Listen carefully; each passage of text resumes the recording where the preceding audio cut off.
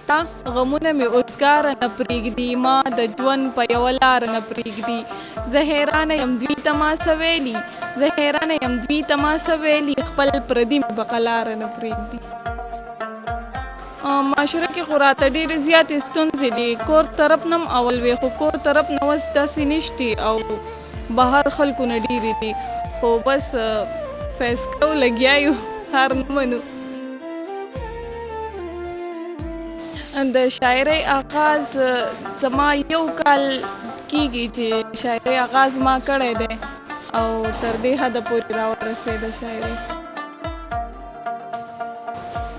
ما خو مخکې هم ویلي، اوس مې هم وایم چې زما بس د اسما اخلاص پویټري خوښه وه او د هغې وجې ما شاعري شروع کړې وه او زیات تر مې اوس غني خان او دوی خوښېږي.